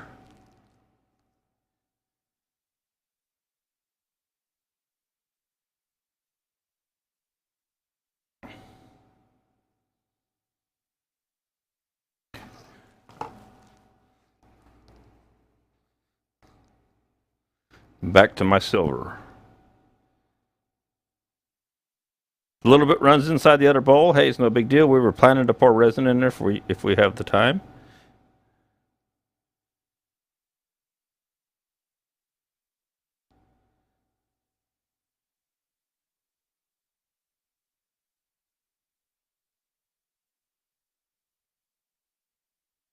So you can see it's almost halfway up to the top to our holes, which means we're going to have to dive into our extra resin over here, which is fine. And what I'll do is I'm going to take and pour one of these into the yellow, already yellow container.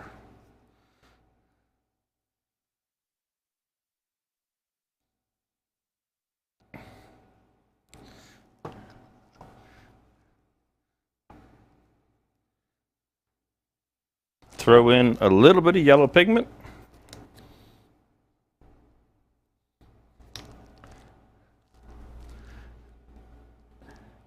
And a little bit of gold.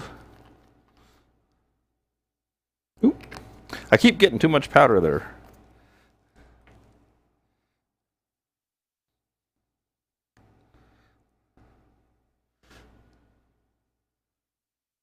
Did I number the holes so they lined up? No. That would be like too much thought, Michael. But that would work.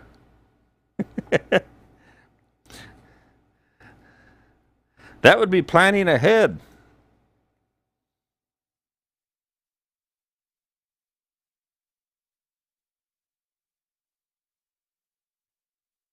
And once I get up to a skewer hole somewhere, then that's all I can pour, or all I need to pour. Okay. And that takes me to the first hole.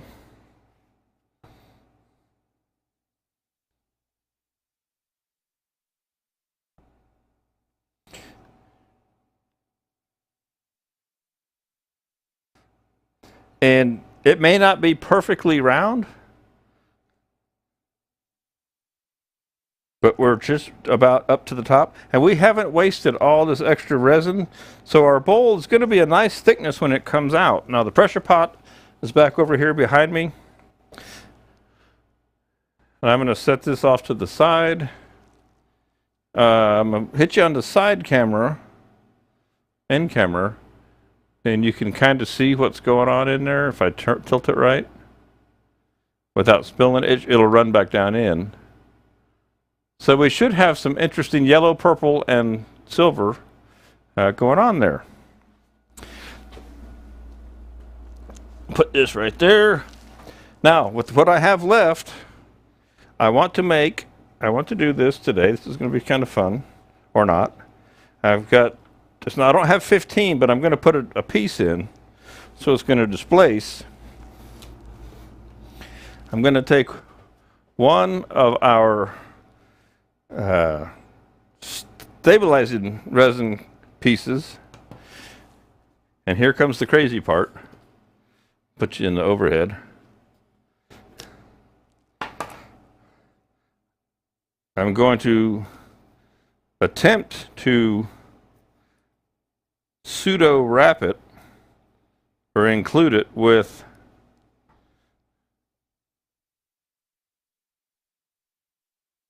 gold leaf.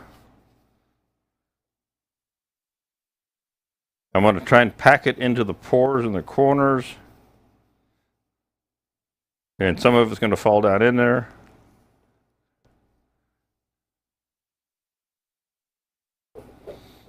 Now, I don't recommend doing this with resin on your hands like I just did,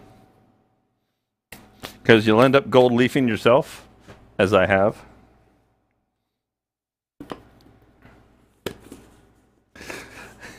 Michael, do I know how to have fun or what? I mean, I get in here and just go, right? Now, I want to put some color in this, but I want to make it translucent. Not purple.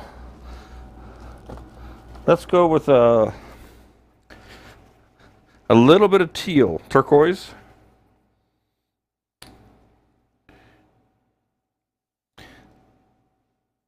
And I want it to be translucent. I don't want it to be opaque. And that might be a little too translucent for my taste.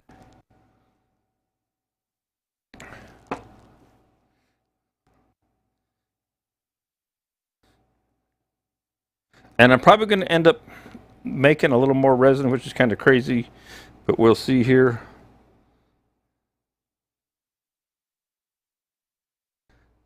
All I really need to do is cover my piece of wood.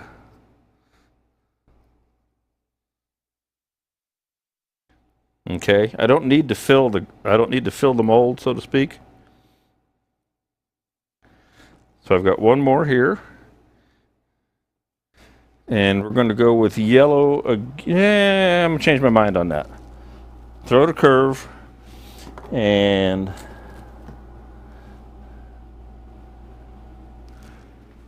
phthalo green. Just got a cap in it. It does.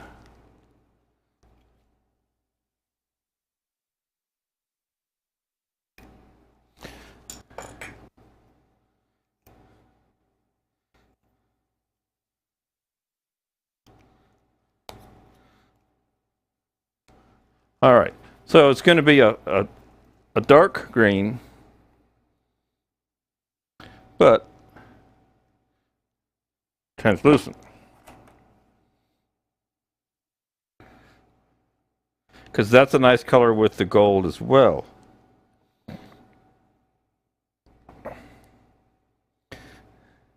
And then if I can find it real quick, iridescent green. Boy, I'm lucky today. There's my iridescent green powder. It goes in white, but it will give me some iridescence.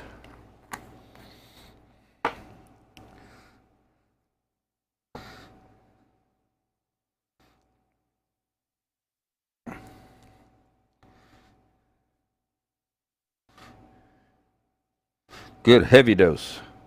Lots of iridescence.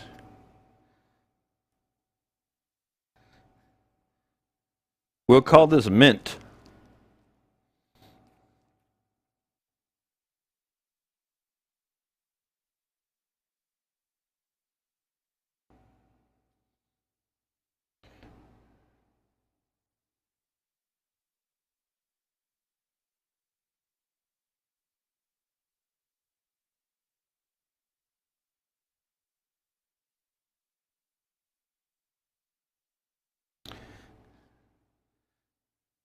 And it looks like I'm going to be just a fuzz short, but over here I just so happen to have some yellow gold just hanging out.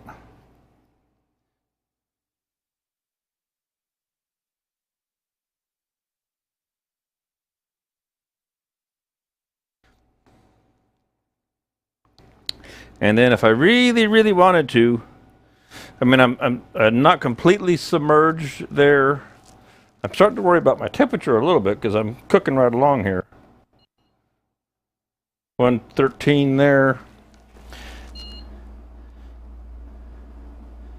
What's my other one doing? 130, 130 over there. It needs to go in the pot pretty quick.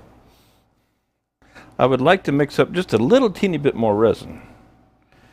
So I'm going to get out my mini cups and mix up just a little teeny bit more resin. It's always handy to have all your mini cups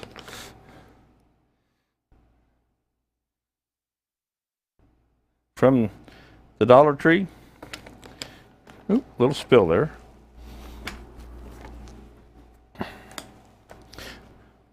Gonna run out of time. Gonna be 3 o'clock right up when I get all this done. So everything will have been perfect timing.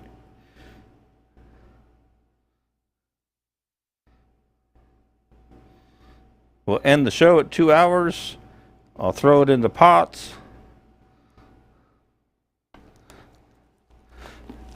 And we'll have had fun today. So I'm going to go back to the mint piece, the mint cup. Pour that in. Fresh stick. I don't need a fresh stick. Move this over here. I might be slightly out of camera. Yeah, I am. Move this over. You can see why you need to have a table here on your nice new lathe.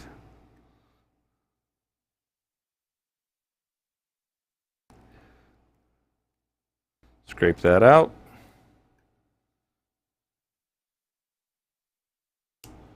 So when you need just a little teeny batch, and it's kind of nice, and without having to worry about your scale, I mean, you know, there's pros and cons to both your epoxy and urethane.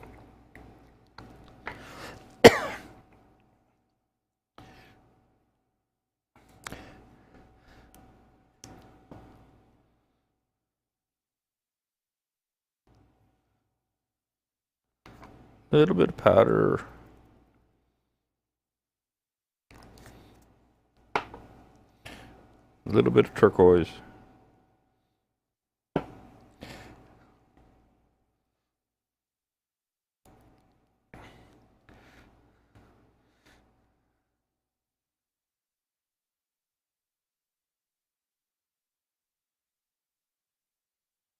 And that is just about right. I mean, that literally goes right to the top for a piece. Okay. And because this stuff is starting to kick, it's going to stay separated as much as it will.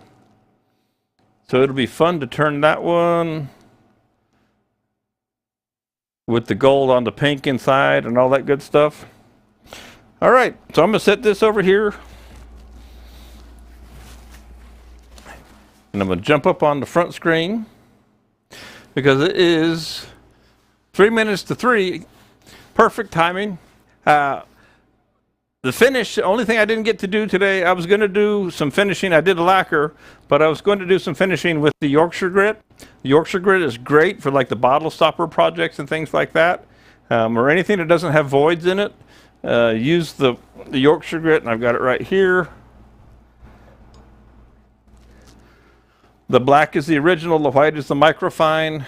It works with a paper towel. It does a super job of putting the finish on. Sand up to 400, 600, anywhere in there, and you're good to go. Then polish it up with that. And then if you want to spray a film finish over top of it, you can. You can just clean it off with alcohol to get any excess off. Or you can just wax it, buff it, and call it good. So that's what I would do with, like, say, the bottle stoppers or any of the pieces that I'm not going to lacquer on. If I'm going to lacquer, I usually just sand it and let the lacquer take care of it. So that was great fun. I didn't get to the feathers. I was going to maybe play with some feathers in here today. But hey, you know, I run out of time sometimes. But I had a great time. I hope you got a lot of good tips today on playing with this stuff. As far as, where did our captive ring go? It's hanging out over here. So there's our 3-ring captive ring. That's kind of cool. Hadn't done that before. So we'll finish that guy up. Anyway, I hope you had a great time. I hope you had fun, learned some stuff. And we will be back next week. I'm going to jump out of here now and open up the pressure pot because it's got some stuff underneath, over top of it, and wrap this up. Appreciate everybody joining me today. If you have any questions, you can email Spiracraft, contact info, Bradley, any of those at Spiracraft. You'll get a hold of me. You can message me, contact on the website. Drop in there. All these products are available on the Spiracraft website. Everybody, have a great Thursday. Have a great weekend. And I will see you back here next week, and we'll have some more fun. I do, again, appreciate everybody coming by. And I'm going to hit the magic number, which I believe is 6, and let the music play, and I will see you next week.